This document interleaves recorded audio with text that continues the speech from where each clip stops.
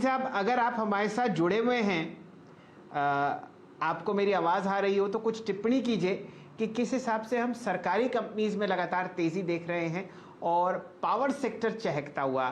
क्या करवा रहे हैं आपके इंस्टीट्यूशनल मित्र?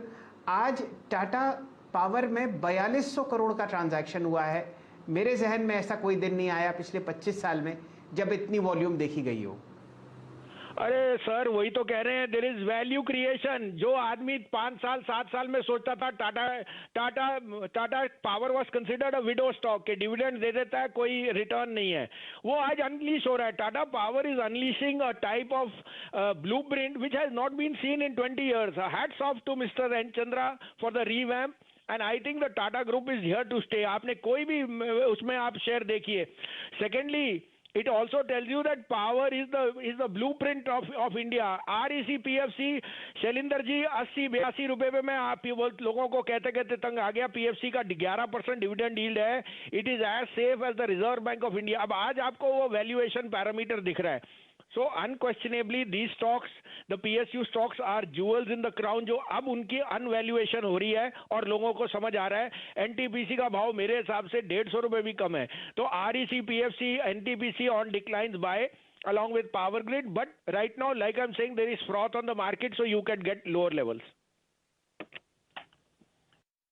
अच्छा, आपको भसीन साहब यहाँ पे कुछ अंडर ओनरशिप भी दिखती है?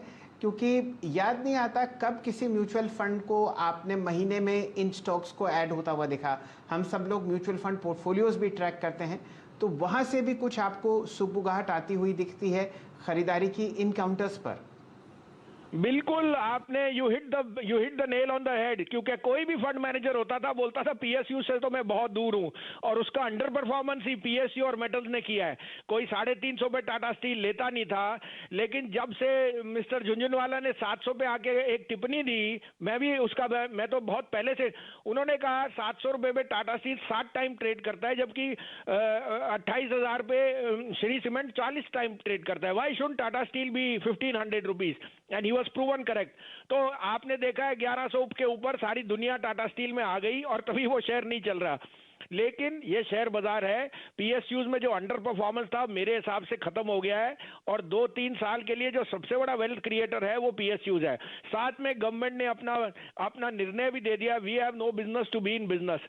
तो मैं आपको बता नहीं सकता कि अगर आप लास्ट 5 साल के पेशेंट इन्वेस्टर थे, you are richly rewarded, but अभी भी स्टार्टिंग है। कोल इंडिया 90, 95, 100 में महीनों तक, साल तक रहा, अब उसमें वैल्यू अनलॉकिंग आ रही है, तभी 160 का भाव।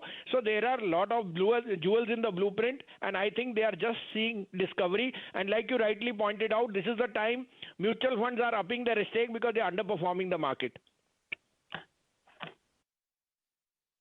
तो भसीन साहब, हमेशा की तरह आपकी राय बहुत सटीक होती है, निशाने पे लगती है, और आज के 2 सेल्स हैं IRCTC, L&T, और ख़रीदारी की सलाह उस काउंटर्स में आ रही है जो बिल्कुल बाज़ार को पसंद नहीं आ रहे। स्टील अथॉरिटी नतीजों से पहले, और अगर आपको वो पसंद नहीं आ रहा तो टाटा स्टील 1% नीचे, टाटा स्टील आपको 1100 रुपये पर ट्रेड करता हुआ दिखेगा। स्टील अथॉरिटी पर हमने अभी कुछ समय पहले टिप्पणी दी। कोल इंडिया पर आपने जो उच्चतम लेवल आज तक आते हुए देखा है वो है 440 रुपये, और फिलहाल आपके सामने इतनी ज़बरदस्त तेज़ी के बाद भी ये काउंटर आपको सिर्फ 155 रुपये पर मिलता हुआ दिख रहा है।